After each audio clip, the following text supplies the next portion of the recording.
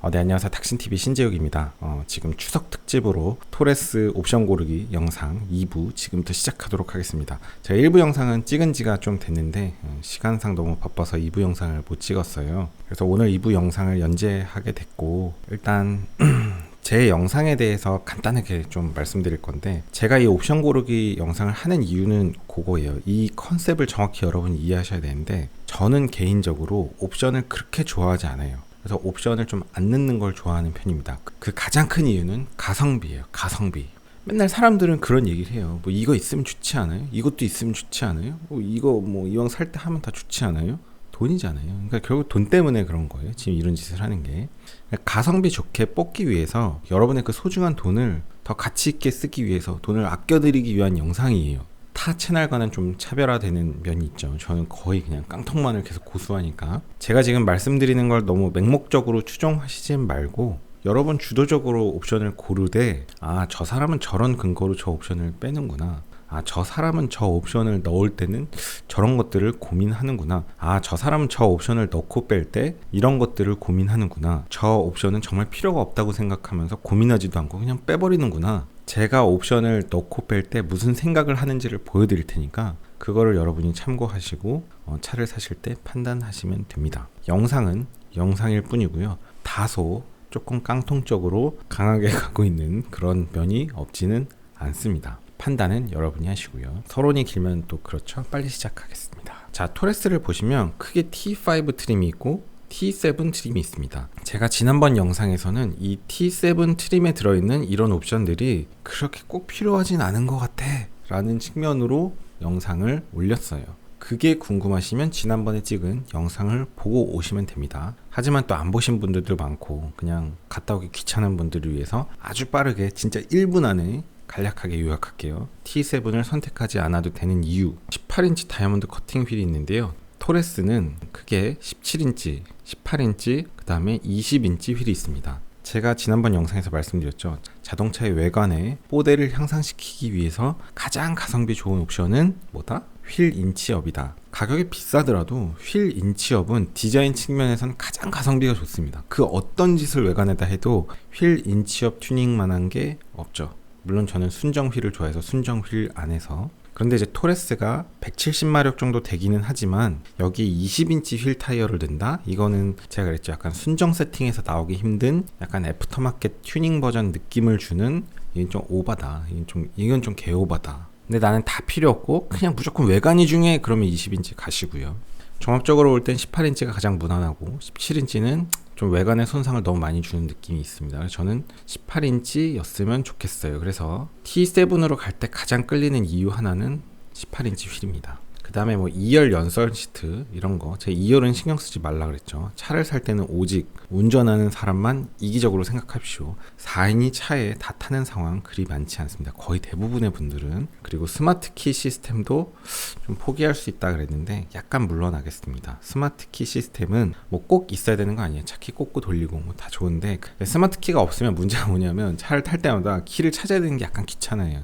제가 요즘 F10 2011년식 차를 타고 다니는데 그게 이제 스마트 키긴 한데 차 문을 열 때는 리모컨을 눌러야 되거든요. 그래서 차 키를 좀 찾아야 되는데 조금 귀찮습니다. 약간 아쉽다는 거. 그 다음에 통풍 시트는 우리나라 국민들이 대단히 좋아하는 옵션이지만 운전을 업으로 하는 시내버스 기사님들, 고속버스 운전석에도 통풍 시트 없습니다. 하루 종일 운전만 하시는 분들도 통풍 시트 없이 잘 지내는데, 여러분 운전 얼마나 많이 하신다고 통풍 시트 없으면 큰일 날 것처럼 말씀하시는 분들 계시는데, 우리나라의 옵션이 너무 과해서 그렇지 대부분의 차들은 사실 빈도로 치면 통풍 시트 없는 차들이 훨씬 많고, 운전을 업으로 하시는 분들 차에는 더더욱이 없고, 외국으로 가면 이런 통풍 시트 달린 차 거의 없습니다. 이게 흔한 옵션이 아니에요. 너무 이런 게 막 꼭 있어야 된다? 그렇지 않습니다. 근데 이제 718 박스턴은 통풍 시트가 있어야 된다는 얘기가 있죠. 미드십이라서 이제 너무 그 실내가 덥고 뜨거워가지고 엔진이 어떻게 보면 실내 안에 있는 거니까. 빠르게 정리하면 제가 T7에서 제일 끌리는 거는 뭐냐? 휠이 좀 18인치가 끌린다. 17인치는 좀 그렇다. 그 다음에 스마트 키 조금 땡긴다. 그 정도. 그 다음에 통풍 시트 우리나라 사람들이 많이 좋아하긴 하지만 이 정도는 포기해도 된다.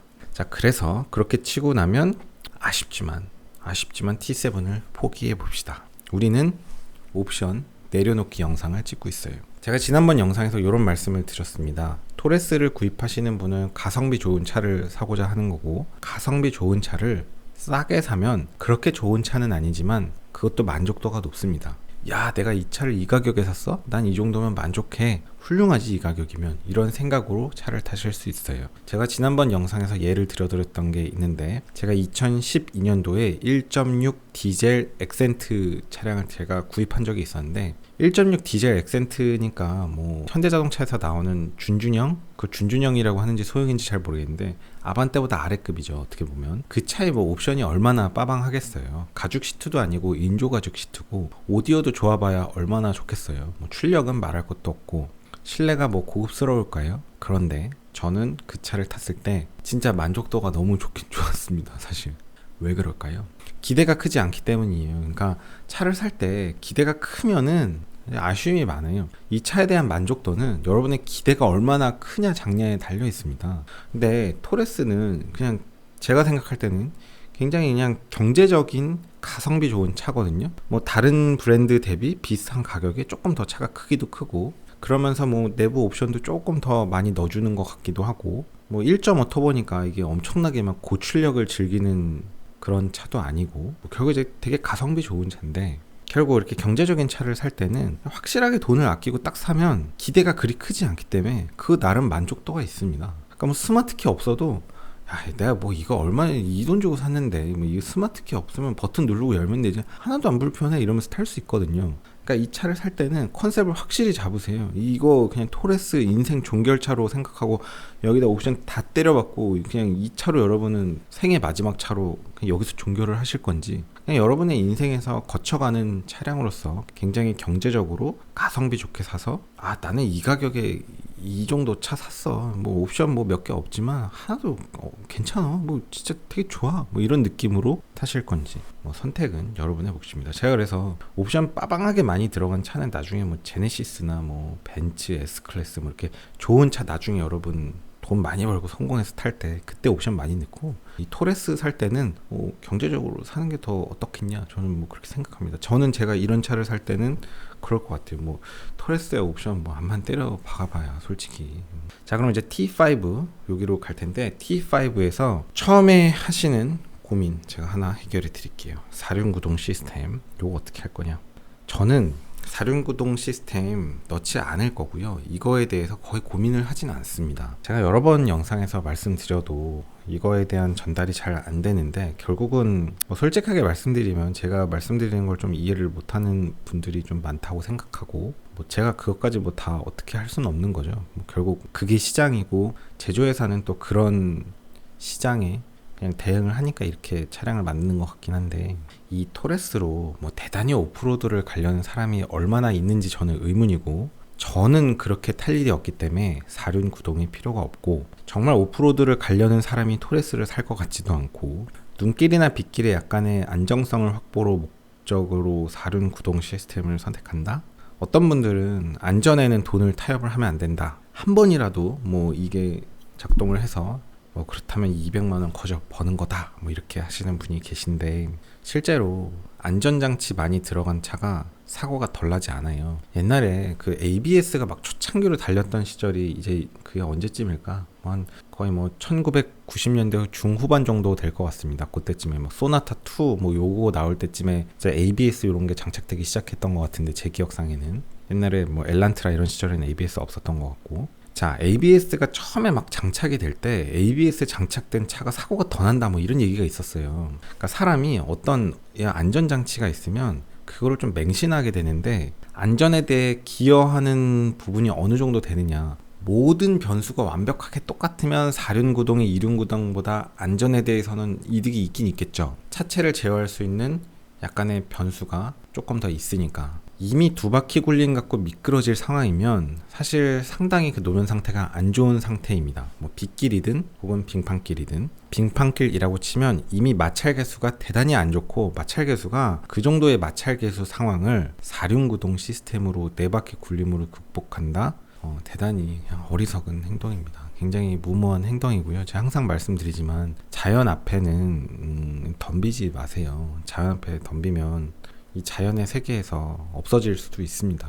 사륜구동 시스템의 윈터 타이어가 있는 게 없는 것보다 좋냐? 당연히 좋죠. 좋은데 그게 안전을 담보하는 믿을 만한 시스템은 아니에요. 정말 나는 전천후로 365일 직업적으로 계속 운행을 해야 되는 사람이다 라고 하면 뭐 이런 걸 적용하고 윈터 타이어도 쓰고 뭐 오케이예요. 근데 두 바퀴 굴름으로 가지 못할 정도의 상황이면 제일 중요한 건 첫 번째는 서행하는 거, 그 다음에 차간거리 확보하는 거, 안전 운전하는 거, 그 다음에 회피, 운전을 안 할 수 있으면 가능한 안 하는 거. 근데 이제 유튜브 영상에도 보면 무슨 사륜구동 시스템, 뭐 눈길에서의 뭐 주행 이러면서 막 남들 다 이렇게 벌벌벌 기면서 가고 있는데 자기 혼자 막 뭐 한 4-50km를 막 추월하면서 막 이렇게 안전하다고 가는 사람들 있잖아요. 그런 사람 다 때려박잖아요. 그러니까 사륜이라는 게 이름보다 안전성에 대해서 모든 상황이 똑같으면 이득은 있는데 실제 현실 상황에선 이거 말고 우리가 통제할 수 있는 다른 변수들이 많아요. 속도를 줄인다든지 차간 거리를 벌린다든지 더 주의해서 조심해서 운전을 한다든지 운행을 안 할 수 있으면 운행을 안 한다든지 빗길이고 고속도로 운전하는데 차가 좀 불안해? 사륜으로 극복해요 그거를? 에라이 진짜 속도를 줄여야 돼요. 그게 불안하면 사륜으로 극복하는 게 아니에요. 그 상황은 물론 이제 사륜이면 조금 더 이득이 있긴 있는데 그거를 그렇게 극복하는 건 현명한 생각이 아니야. 그거는. 근데 이제 내연기관의 문제는 이 되게 구동저항이 크고 그 구동저항 안 그래도 엄청 커서 그게 연비를 떨어뜨리는데 되게 지대한 영향을 끼치는데 거기서 막 열도 나고 저항도 많고 그런데 거기다 굳이 또 두 개의 바퀴를 더 돌리려고 한다? 그러면서 늘어나는 그 모멘트 오브 이너셔 값들이 있고 열 에너지로 날려먹는 구동저항들이 얼마나 많은데 아름다운 일이냐? 아름답지 못하죠. 이륜이 어떻게 보면 더 상위 옵션일 수도 있어요. 여러분 그냥 돈을 들이는 게 무조건 옵션이 아니에요. 어떤 면에선 4륜이 좋고 어떤 면에선 2륜이 좋은데 그냥 이렇게 온로드 주행하고 대부분의 이런 시내 주행과 단순 이렇게 잘 운영되는 이런 고속도로의 일상적인 거의 대부분의 주행 환경에선 오히려 2륜 시스템이 구동저항이 없으니까 더 좋아요. 더 무게도 늘어나고 정비할 것도 늘어나고 구동 손실도 늘어나고 잘 모르겠으면 넣지 마세요. 넣지 않고 조심해서 운전하세요. 조심해서 운전하는 사람은 사고를 안 냅니다. 사고는 나는 사람이 나지 사륜구동을 안 쓰고 있는 사람이 사고를 내진 않아요. 실제로 보험회사 입장에서도 이 구동 시스템에 따라서 사고율이 정말 유의미하게 다르면 사륜구동 시스템 장착한 사람한테 보험료 할인을 해주겠죠. 하지만 그러진 않죠. 별 의미가 없기 때문입니다. 통계적으로 유의미한 차이가 있진 않을 겁니다. 세이프티 썬루프, 그래서 이거 그냥 고민하지 않고 지우고요. 썬루프 저 쓰지 않아요. 그럼 무릎 에어백? 그냥 무릎은 그냥 포기하세요. 나는 이런 거를 굳이 왜 넣어야 되는지 잘 모르겠어요. 옛날에는 에어백이 운전석에만 있었잖아요. 그러다가 이제 조수석에도 생기기 시작했죠. 그게 뭐 소나타2, 마르샤 뭐 이런 거 시절에 이제 고정된 에어백 1개 혹은 2개 뭐 생겼던 시절인데 지금처럼 뭐 에어백 7개, 9개, 뭐 10개 뭐 이렇게 생기는데 지금 많이 달려 있잖아요. 이제 무릎까지 뭐 굳이 해야 된다? 제가 이런 얘기하면 항상 또 나온 얘기. 안전에는 막 돈을 아끼면 안 된다. 안전과는 타협할 수 없다. 우리는 안전과 돈을 항상 타협하고 있습니다. 이미. 제가 말씀드리죠. 그러면 롤케이지도 아예 장착하지? 롤케이지 장착하면 전복됐을 때 안전하잖아요. 그 다음에 제가 맨날 말씀드리는 거 있죠. 운전할 때 그럼 평소에 헬멧도 메고 운전하지? 레이서들 레이싱할 때 헬멧 장착하고 하잖아요. 그래야 머리 보호되니까. 여러분 머리 보호해야 되잖아요. 머리 얼마나 중요해. 자, 그 다음에 방염복도 아예 입죠. 그 차 이렇게 굴렀는데 롤케이지로 보호돼도 차에 불러갖고 여러분 몸에 불 타면 어떡해요. 방염복 입고 있어야지. 화상 입으면 어쩌려고. 여러분의 피부 소중하지 않아요? 여러분 무릎도 소중하네. 이걸 우린 다 하지 않아요. 이런 확률을 다 대비하지 않거든요. 우리는. 그러니까 사고 났을 때 뭐 안전벨트 당연히 해야죠. 이건 가성비가 좋으니까. 안전벨트 비싸지도 않고 그 탑승객을 보호하는데 되게 가성비 좋은 옵션이잖아요. 그 에어백 중에 이 맞박을 대가리 핸들에다 박으면 이게 되게 치명상이니까 그 머리를 보호하는 이 전방에 있는 에어백은 중요하죠. 근데 무릎 나갈 정도면 이미 많은 손상을 입었을 겁니다. 저는 그냥 무릎 포기하겠습니다. 20만 원이면. 이렇게 하는 거예요. 이렇게. 딥 컨트롤 패키지 요거는 이제 조금 이따 제가 얘기할 거고요. 투톤 익스테리어 패키지 투톤 익스테리어 40만 원인데 하지 말죠. 투톤 하면 뭐 예뻐 보일 수도 있는데 그냥 같은 톤인 게 예쁠 수도 있습니다. 오히려 포르쉐 911에서는 사이드 미러, 룸 미러가 약간 투톤으로 돼 있는데 밑에가 검은색으로 돼 있나 뭐 그런데 그거를 같은 톤으로 맞추는 게 오히려 옵션이에요. 돈을 내야 같은 색으로 맞춰주는데 얘는 돈을 내야 다른 색으로 해주잖아요. 이것도 그냥 발상의 전환. 사이드 스텝 뭐 이거 하고 싶은 분 하시면 되는데 저는 뭐 필요 없고, 사이드 스토리지 박스, 옆에 스토리지 박스인데 저는 안 하겠습니다. 약간 돌출물이 있으면 뭐 괜히 어디 나중에 주차하다가 기둥 같은데 박을 수도 있을 것 같고, 결국 이제 외부 영역이기 때문에 좀 지저분할 것 같습니다. 나중 되면 뭐 간에 뭐 습기 차고 뭐 곰팡이 생기고 지저분하고, 뭐 3년 동안 한 번도 열은 적 없는데 열었더니 막 지저분해져 있고 그럴 수도 있을 것 같아서 저는 안 하겠습니다. 딥 컨트롤 패키지 요거랑 밸류어 패키지 요거에 대해서는 영상 설명하다가 중간쯤에 다시 한번 설명드리도록 하겠습니다. 이걸 넣을지 말지.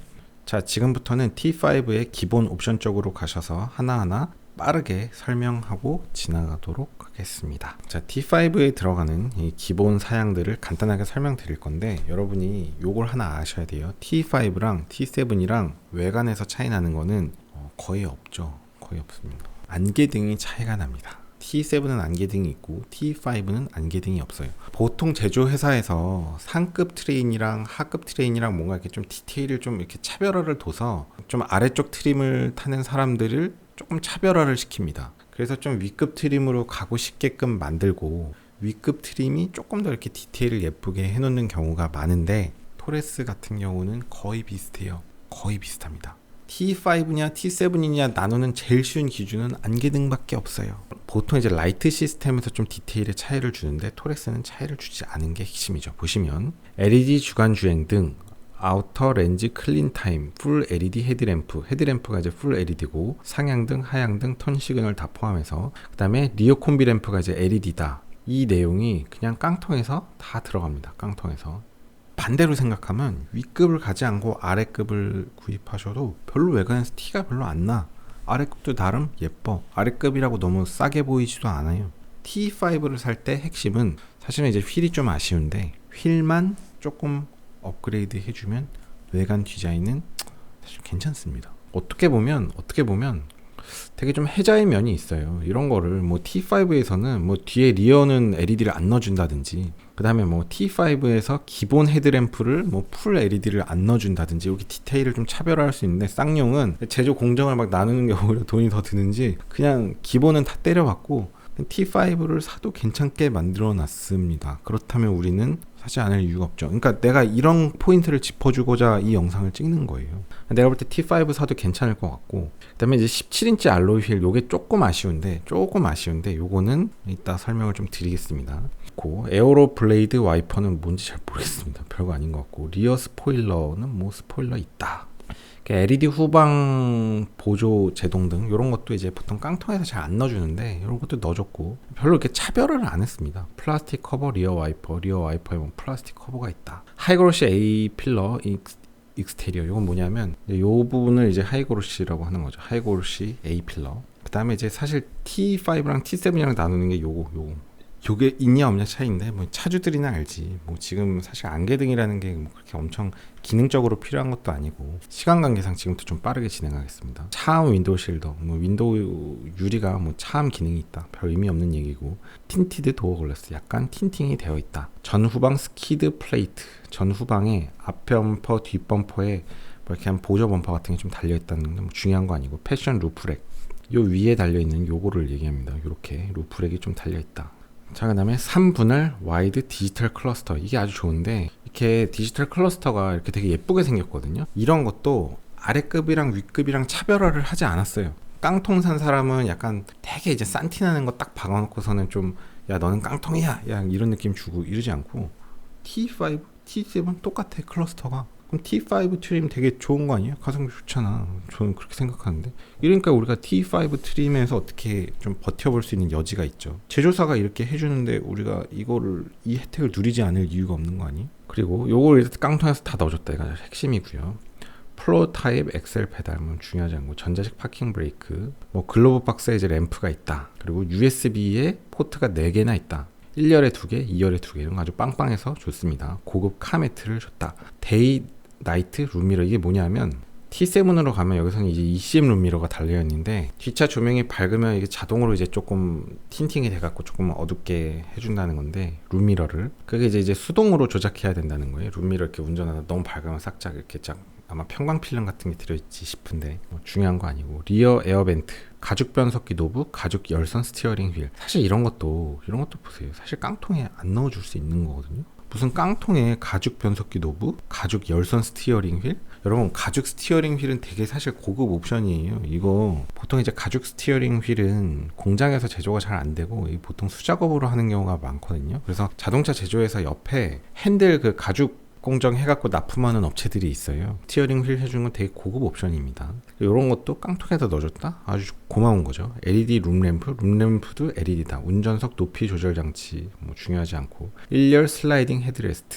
앞뒤 조절이 된다는 얘기고, 시트벨트 높이 조절 장치, 시트벨트를 위아래로 조금 높일 수 있는데 이게 높이가 안 맞으면 이게 목이 걸려갖고 좀 불편한데 있으니까 좋습니다. 시트벨트 리마인더는 출발할 때 안전벨트 안 맸으면 알려준다는 거. 2열 6대4 분할 시트는 물건 큰 거 싣고 다닐 때 이렇게 좀 접고 다닐 수 있다는 거죠. 그 다음에 2열 시트 암레스트랑 컵홀더가 있다. 아니고 고급 인조 가죽 시트다. 기본은 인조 가죽 시트입니다. 인조 가죽 시트가 꼭 나쁘지는 않습니다. 인조 가죽이 더 실용적인 면도 있는데, 인조 가죽의 좀 단점이 약간 좀 늘어났을 때 좀 이렇게 쭈글쭈글해지는 느낌이 좀 안 예쁠 수가 있어요. 오래 탔을 때. 수동식 텔레스코픽 틸트 스티어링 휠. 이 스티어링 휠이 수동식으로 틸트 된다는 건데 수동인과 아무 상관없습니다. 이거 뭐 이 스티어링 휠 각도를 뭐 실시간으로 늘 조절하는 게 아니니까요.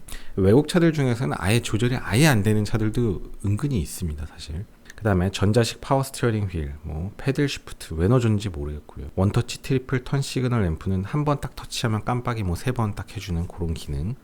헤드램프 에스코트 기능인데, 이거는 집에 들어갈 때 라이트 전조등이 뭐 예를 들어 1분간 켜져 있어서 길을 밝혀준다 뭐 이런 건데, 이건 뭐 미국 같은 주택에서나 필요한 기능 같고. 다음에 운전석 오토 파워 다운 윈도우. 이게 뭐냐면 윈도우를 아래로 내릴 때 오토다라는 거예요. 그러니까 기본적으로는 다 전기 시스템이에요. 이거 돌리는 시스템이라는 거 아니고 착각하시는 분이 있는데, 다 전기로 창문 위로 올리고 내리고 하는데 원터치 한 번만 누르면 쭉 내려간다는 거예요. 계속 내리려면 누르고 있어야 된다는 건데, 나는 이게 왜 그렇게 중요한지 잘 모르겠습니다. 이게 이제 윗급으로 가면 뭐가 다르냐면요, 1열 세이프티 파워 윈도우 오토 업 다운이 있어요. 윗급으로 가면 운전석 뿐만이 아니고 조수석도 위로 올라가는 거 내려가는 거 두 가지 다 한 번만 원터치로 하면 올라가고 내려간다는 거예요. 이게 없다고 해서 뭐 수동으로 돌리는 유리라는 얘기는 아닙니다. 다 전기로 하는 건데, 저는 이게 뭐 그렇게 중요한가? 뭐 올릴 때 잠깐 몇 초 좀 땡기고 있는 게 그렇게 힘든 일인가? 이해가 잘 안 가고요. 크루즈 컨트롤 있는데, 이거는 아주 고전적인 크루즈 컨트롤이고 스마트 크루즈 컨트롤이 없다는 얘기인데, 저는 이 시스템을 더 좋아합니다. 그래서 스마트 크루즈 컨트롤 시스템은 앞차와 간격을 맞추면서 속도를 조절해주고, 앞차가 쓰면은 최종 정지까지 해줘요. 그러다 앞차가 출발을 하면은 다시 가속 페달 밟으면 또 맞춰서 이제 시작하고 뭐 그렇다는 건데, 그러면서 이제 뭐 내비게이션 있는 데서 과속 방지 구간에서는 뭐 속도도 좀 줄여주고. 저는 이렇게 자동화돼서 운전하는 크루즈 시스템을 좋아하지 않고 그 고전적인 크루즈 컨트롤 시스템을 좋아합니다. 고전적인 크루즈 컨트롤 시스템은 우리가 세팅한 속도를 세팅을 하면 그 속도를 그냥 계속 유지하는 거예요. 그러다 앞차랑 가까워지면 우리가 그 크루즈 컨트롤을 일시로 풀거나 브레이크 페달을 살짝 누르면 그 앞차가 가까워질 땐 긴장해야 되니까 그렇게 하는 게 맞죠. 또 일정 속도를 유지하고 있는데 내가 살짝 좀 추월을 하고 싶어. 그럴 때는 가속 페달만 쭉 밟으면 속도가 증가가 되고요. 놓으면은 다시 원래 세팅되어 있던 속도로 돌아갑니다. 앞차가 조금 느리다 그러면은 브레이크를 살짝 밟으면 크루즈로 속도 락이 걸려있던 게 풀리고, 그러다가 이제 다시 교통의 정체가 풀렸어. 그래서 원래 속도로 가고 싶어. 그러면 다시 버튼 하나 누르면 원래 속도로 쭉 가속이 됩니다. 고전적인 크루즈 세팅을 잘 운용을 하면 이렇게 할 수 있고, 하면서 속도를 2km씩 조금씩 늘려야 될 때는 이렇게 위아래로 틱을 해주면 됩니다. 고전적인 크루즈 컨트롤 기능에 다 들어있는 거고요. 요거를 잘 쓰시면 오히려 고속도로에서 더 집중을 해서 운전할 수 있어요. 그러니까 크루즈 컨트롤 고전적인 기능도 충분히 재미있게 쓸 수 있고, 그냥 이 정도의 고전적인 크루즈 컨트롤 시스템이 충분히 재미있고 운전에 대한 집중도를 주고 충분히 편해요.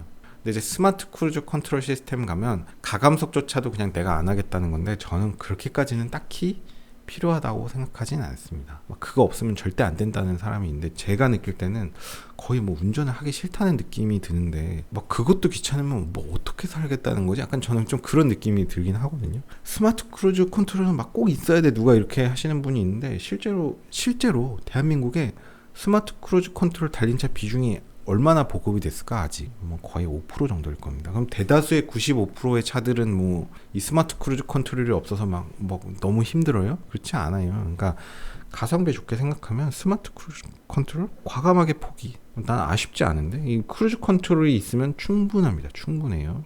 난 사실 이게 더 좋아. 좋은 풀 오토 에어컨 이건데 저는 풀 오토 에어컨을 좋아하지 않아요. 에어컨 사실 수동 에어컨이 더 좋은데 수동 에어컨은 뭐 선택을 할 수가 없습니다. 저는 돈을 더 주고 여기 옵션으로 수동 에어컨 할 수 있으면 저는 그거 하고 싶은데 오토 에어컨은 내가 온도 세팅하고 얘가 알아서 해준다는 건데 사실 모든 오토 시스템은 내가 매뉴얼로 조작하는 것만큼 좋을 수가 없죠. 내가 매뉴얼을 잘 조절할 수만 있다면 사실 수동 에어컨이 제일 좋습니다. 근데 뭐 이건 어쩔 수 없고요. 뭐 어쨌든 사람들은 이 오토 에어컨을 좋아하고 그거를 깡통에다 넣어준 거는 어쨌든 해자입니다. 깡통이라고 수동 에어컨을 넣지 않고 이렇게 해준 거는 쌍용에서 여러분들에게 잘 해드리고 있는 거예요. 뭐 저는 사실 오토 에어컨을 좋아하지 않지만 8인치 버튼 리스 통합 컨트롤 패널 이것도 이제 아주 특이한데 보시면 이런 통합 컨트롤 패널 이런 게 있다는 거예요. 그래서 그 실내에서 보면 실내 요 밑에 요 영역에 이렇게 통합 컨트롤 패널이 있다는 겁니다. 하여간에 아래급 T5를 사도 막 싼 티가 나지 않아요. 차이가 없습니다. 실내에서도 그리 큰 차이가. 그 다음에 애프터블로우는 이게 시동 끄면 뭐 에어컨 쪽에 그쪽 습기를 블로우 해갖고 건조시켜 준다는 건데 저는 유의미한 차이가 있다고 생각하지는 않습니다. 뭐 쓸데없는 기능이고 운전석, 동승석, 히팅 시트, 열선 시트 들어간다는 거. 자, 그 다음에 여기에 중요한데 자세 제어 장치 관련된 것 같고요. 뭐 자동차의 회전 센서, 휠 스피드 센서, 운전자가 원하는 조타각, 가속도 센서 이런 걸 바탕으로 이제 어시스트가 들어간다는 건데 이런 시스템이 이상적이면 네 바퀴 굴림이 조금 더 도움이 되긴 하겠죠. 뭐 어쨌든 이런 자동차 자세 제어 장치 옵션이 들어간다는 거고 요즘에는 이런 옵션이 안 들어가는 차가 아마 없을 겁니다. 7개 에어백, 뭐 에어백 7개 들어간다. 그 다음에 타이어 공기압 경보 시스템, 공기압 떨어지면 알려주는 TPMS 들어간다. 리페어 킷 있다. 후방 주차 보조 경고, 후방 센서가 있다는 거고요. 자, 이제 여기서부터가 이제 닥신 TV 또 하이라이트인데 잠깐 보시겠습니다. 자, 앞차 출발 경고, 앞차가 출발하면 알려준다는 거, 긴급 제동 보조, 앞에 뭔가 물체가 있을 때 제동을 긴급으로 어시스트 들어가서 강제로 차를 세운다는 얘기고요. 우리가 브레이크 안 밟아도 전방 추돌 경고, 앞에 박을 것 같으면 경고를 해준다는 거고요. 차선 이탈 경고, 운전을 하는데 차선을 밖으로 나간다? 그러면 이제 경고를 해주는 거. 차선 유지 보조, 경고뿐만이 아니고 나갈 때 어시스트 핸들 조타각을 줘서 안으로 넣어준다는 얘기고요. 부주의 운전 경고는 계속 뭐 이제 왔다 갔다 하고 차선 유지를 못하면 이제 경고를 해준다, 뭐 이런 얘기로 보이고, 안전 거리 경고, 이게 제가 아까 한 얘기네요. 앞차의 차간 거리가 좀 너무 가깝다 그럴 때 경고를 해준다는 거. 다줄 충돌 방지 시스템, 이게 요즘에 들어가는 건데 1차 사고가 나고 운전자가 이제 의식을 잃었을 때 차가 계속 굴러가는 걸 이제 멈추겠다 이런 겁니다. 그러니까 그다음에 이제 제동을 차가 이제 강제로 들어가겠다. 차를 이제 멈춰 세우겠다라는 거고요. 자, 저는 여기서 제일 중요하게 생각하는 기능은 바로 이겁니다. 긴급 제동 보조. 제가 영상에서 여러 번 설명드렸는데 자동차가 안전하려면 자동차를 단단하게 만드는 게 중요하겠죠. 중요해요. 그리고 사고가 났을 때 운전자가 핸들 같은 데 머리를 때려 박잖아요. 그때 머리를 다치지 않게 하려면 어떤 그 확보되어 있는 그 충격량에 대해서 접촉 시간을 늘리면 우리가 힘을 덜 받기 때문에 손상을 덜 입어요. 접촉 시간을 늘려주기 위한 장치가 이제 에어백입니다. 힘을 덜 받기 위해서. 이런 안전 장치들을 아무리 노력해도 뭐 그 중요한데 더 중요한 건 뭐다? 충돌 직전에 충돌 안 하면 제일 좋고, 충돌 직전에 속도를 조금이라도 더 줄이면 좋아요. 충돌 직전에 그 속도가 어떤 절대값을 결정하고 그 값에 대해서 차가 얼마나 안전하게 설계가 되어 있냐, 차가 얼마나 무겁냐, 차의 에어백이 얼마나 많아서 접촉 시간을 확보해 주냐, 이런 게 이제 그 다음의 문제고, 일단 이 충돌 상황에 대한 어떤 절대적인 충격량을 좌지우지하는 거는 충돌 직전의 속도예요. 충돌 직전의 속도를 조금이라도 더 줄여주는 게 안전에 대해서는 매우 중요합니다. 매우 중요해요. 이 제일 중요해요. 긴급 제동 보조. 여기 뭐 별거 많지만 제일 중요한 거는 긴급 제동 보조. 이게 제일 중요합니다. 그런데 제가 비난하긴 그렇지만 모 브랜드에선 긴급 제동 보조도 옵션으로 들어가는 브랜드도 있습니다. 현대자동차는 그러지 않고 모 브랜드에서는 이것도 옵션으로 빼는 브랜드가 있습니다. 조금 치사합니다. 자, 그래서 제가 이렇게 말씀드리면 여러분이 닥신 안전과는 타협하지 않는다며. 이거 중요해? 이거는 있어야 돼? 예, 이건 있어야 돼. 이거는 있는 게 맞고. 그러면 그러면 이건 어때? 저한테 이제 여러분이 그거 물어보실 텐데, 옵션 많이 연구하신 분은 저한테 이거 물어볼 거예요. 자, 선택 사양으로 가면 딥 컨트롤 패키지라는 100만 원짜리 옵션이 있습니다. 이거 추가해야 되는 거 아니야? 저한테 물어보실 텐데, 이게 뭔지 볼게요. 가서 봅시다.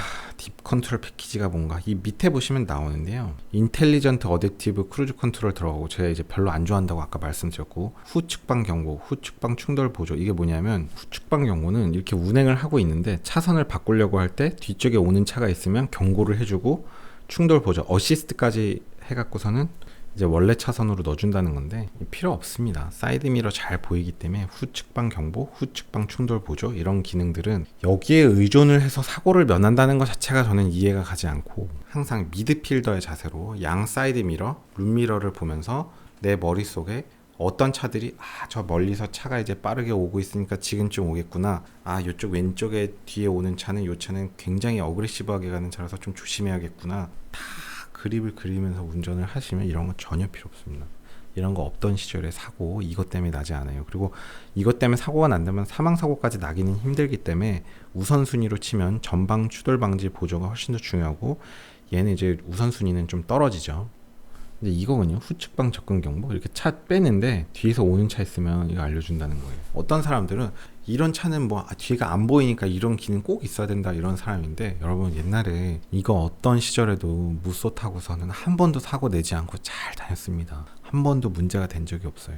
이런 상황에서 후진으로 차를 뺄 때는 비상등 켜고 천천히 차를 빼시면 절대로 사고 나지 않습니다. 천천히 빼시면 절대 사고 나지 않아요. 그리고 후방 3열 유리를 잘 이용하셔야 됩니다. 후방 3열 유리가 운전할 때 운전자에게 꼭 필요합니다. 여러분, 후방 3열 유리를 보는 버릇을 들이세요. 특히 이런 SUV는.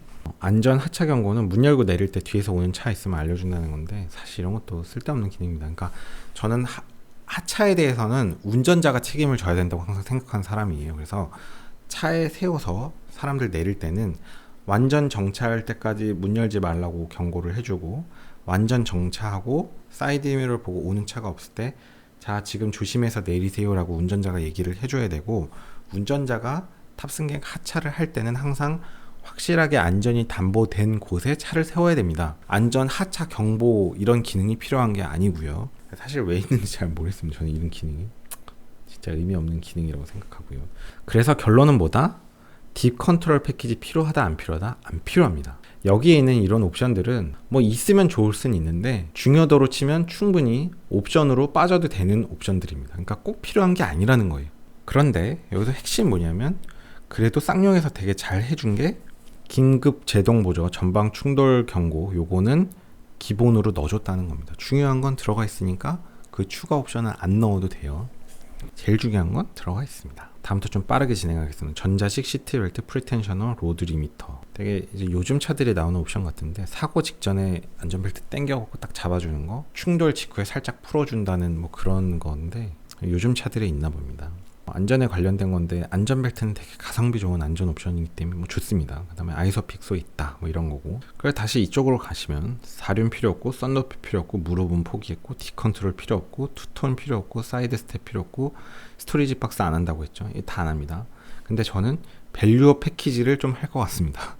밸류어 패키지를 이걸 한번 볼게요. 밸류어 패키지가 뭔지 보시면, 밸류어 패키지가 이제 140만원짜리 옵션인데, 이걸 하는 이유는 18인치 휠 때문입니다. 휠 때문에. 17인치는 외관에 좀 문제가 좀 있어요. 18인치를 가는데 T7으로 가면 좀 비싸니까 T5로 가서 밸류어 패키지 적용해서 18인치 휠을 달자. 그래서 외관을 이제 업그레이드 하자. 스마트키 정도는 요즘 차들 이제 많이 적용되니까 겸사겸사. 그다음에 하이패스, 제가 이거 필요 없다 그랬잖아요. 2, 3만 원짜리 사다가 장착하면 되는데, 그냥 껴서 같이 들어오니까 있으면 좋고. 그다음에 ECM 룸미러도 꼭 필요하지 않죠. 근데 있으면 좋고. 스마트 하이빔은 필요 없습니다. 스마트 하이빔은 오히려 더 실제로 쓰기 힘들어요. 저는 제가 시골 공보이 생활을 3년을 했기 때문에 진짜 깡시골길 달리는 거는 저 많이 다녀봤는데요. 하이빔 이렇게 스마트 시스템으로 하면 전방 차량한테 하이빔 계속 맞아요. 왜냐하면 하이빔을 켜고 가다가 상대편 차가 나타났을 때 그걸 인식하고 로우빔으로 바뀌는데, 그렇게 하면 이미 한 템포 늦기 때문에 상대 차한테 하이빔을 맞습니다. 내가 많이 당해봤어요. 이 시스템은 그렇게 될 수밖에 없어요. 그래서 정말 시골길을 운전해서 하이빔이 진짜 필요할 때는 수동으로 하이빔을 켰다가 껐다가 또 켰다가 껐다가 마치 고전적인 스마트 크루즈 컨트롤 적용하듯이 수동으로 조절하는 게 운전에 대한 집중도가 굉장히 좋습니다. 시골길은 집중해서 운전해야 되거든요. 시골길은. 왜냐면 이 밤에 막 달리다 보면 밤에 솔직히 좀 과속을 하게 되거든요. 진짜 시골길 가면. 왜냐면 너무 깡시골이니까 이렇게 동물도 나타나고 어르신들 가끔 걸어가는 경우가 있기 때문에 진짜 큰 사고가 나요. 시골에 있는 공보이들 보면 꼭 멧돼지 박는 사고 꼭 나죠. 제 동기 중에도 있었는데. 하이빔을 켜야 되는데 이게 스마트 시스템을 하면 오히려 이게 집중도가 더 떨어져요. 그냥 멍 때리면서 운전하고 있는 거고, 스마트 시스템이 하이빔을 켰다가 껐다가 없네 있네 이렇게 보면서 이렇게 집중해서 운전해야 돼 시골길은. 그래서 이런 거는 진짜 선수들이 쓰는 게 아닙니다. 오토 라이트 컨트롤도 뭐 오토 라이트 컨트롤 요즘에 그냥 이거 오토로 이제 전조등 켜주고 꺼준다는 건데 저는 이런 오토 다 싫어하지만 시대에 맞게. 전방 주차 보조 경고는 전방 센서인데 전방 센서는 필요 없습니다. 근데 뭐 그냥 있으면 좋고. 그래서 140만 원짜리 옵션은 그냥 휠이랑 스마트 키를 생각할 때 적용하겠다라는 겁니다. 정말 이 돈도 아끼기 싫다 그러면은 방법이 있죠. 그냥 17인치로 출고하고 그 당근나라 가서 18인치 휠 타이어 세트 그 출고하자마자 빼는 사람들 있거든요. 그 사람들한테 이제 그냥 중고가 뭐 한 60만원, 80만원 정도 주고 구입하셔도 됩니다. 그런 방법도 있는데 저의 최종 선택은 한 가지 조금 아쉬운 거는 가죽 시트를 선택하지 못하는 게 좀 아쉽습니다. 가죽 시트가 80만원인데 사실 가죽 시트가 80만원이면 되게 싼 거거든요. 뭐 가죽도 가죽 나름이지만 어쨌든 가죽 시트인데, 근데 이제 T5에서는 가죽 시트를 선택을 못해요. 그게 조금 아쉽긴 합니다. 이게 좀 아쉬운데 모든 걸 다 만족할 수는 없으니까. 그리고 이제 커스터마이징 이쪽 가서 제가 한마디만 할게요. 여기서 여러분 이 공기청정기 40만원 이거 하지 마세요. 이거 완전 그냥 호구 옵션이. 이거 그냥 40만원 내가 그냥 기부하고 싶다 이런 분들만 하시고, 이런 거는 실질적인 기능 없습니다. 없다고 생각하시면 돼요. 하지 마세요. 그렇게 하겠고요. 일단 오늘은 영상이 길어져서 여기까지 하겠습니다. 그럼 정리해보죠. 정리하면 빠르게 1분 안에 정리를 해볼게요. 전체적인 정리를. 자동차는 외관이 중요한데 외관에서 지대한 영향을 끼치는 거는 휠 타이어 세트다. 근데 이제 기본은 17인치인데 17인치 조금 아쉽다. 그래서 밸류어 패키지를 통해서 140만원 추가해서 18인치로 가자. T7에는 꼭 필요한 옵션이 거의 없다. 약간 아쉬운 거 통풍 시트인데 통풍 시트 필요 없다. 그 다음에 스마트 키가 조금 아쉽고 18인치 휠이 아쉽지만 그거는 밸류어 패키지로 극복을 하자. 근데 T5에 갔을 때 기본 라이트 시스템들이 전부 다 상향등, 하향등, 풀 LED 램프고 리어 LED 램프도 풀 LED고 리어 스포일러까지 들어있는 이런 디테일한 라이트 시스템이 T5나 T7이나 차이가 없다. 외관으로 볼 때 휠 말고는 T5하고 T7하고 차이가 없다. 차이가 있는 거는 뭐가 있다? 안개등이 있다. 근데 안개등은 큰 차이도 아니고 기능적으로도 필요가 없다. 그래서 우리가 T7으로 가야 할 절대적인 이유가 없다. 아웃사이더 미러 이런 데서도 턴 시그널 램프 LED 넣고 오토 폴딩, 열선, 전동 조절 이거를 전부 다 깡통에서 넣어준 것도 매우 좋다. 다른 브랜드로 가면 꼭 이렇게 열선 빼놓거나 꼭 오토 폴딩 빼놓거나 이런 브랜드들이 있는데 상당히 깡통에도 이런 거를 다 넣어줬다. 그 다음에 와이드 클러스터 이런 것도 깡통이라고 차별하지 않고 다 넣어줬다. 8인치 통합 버튼 리스 컨트롤 패널 이것도 차별하지 않고 다 넣어줬다. 무슨 수동 에어컨 해주지 않았다. 다 풀 오토 에어컨으로 깡통에도 넣어줬다. 그 다음에 안전 사양에서 굉장히 중요한 게 긴급 제동 보조가 중요한데 이거는 추가 옵션으로 하지 않고 넣어줬다. 추가 옵션으로 안전에 관련된 더 옵션이 있는데 그것들은 중요도가 떨어진다. 꼭 넣을 필요는 없다. 그러니까 제가 느낄 때 쌍용 토레스는 별로 이렇게 차별화를 안 해놨어요. 깡통 사면 좀 뭐가 아쉽게 하는데 아쉽게 안 해줬습니다. 이렇게 차별을 안 해. 겉에서도 별 차이가 안 나. T5 저라면 구입하고 밸류어 패키지 정도 추가하겠습니다. 그 정도. 그러면 2,880만원 2,880만원 2,880만원에 이 차를 사겠냐? 저는 안 살 것 같은데 저는 2,880만원이면 그 돈 갖고 다른 차를 살 것 같긴 하지만 중고차로 뭐 신차고 내가 SUV를 원하고 약간 쌍용에 대한 좀 스폰을 하고 싶기도 하고 같은 가격 대비 조금 더 큰 차를 원하고 메이저 브랜드에 대한 약간의 반감이 있다면 뭐 여러 가지 생각을 하면서 구입을 할 만할 것 같긴 합니다. 여기까지 하겠습니다. 오늘도 긴 영상 봐주셔서 감사합니다. 수고하셨습니다. 고속도로 내 앞지르기 차로 계속 주행은 단속 대상입니다. 주행차로로 내려와 주세요.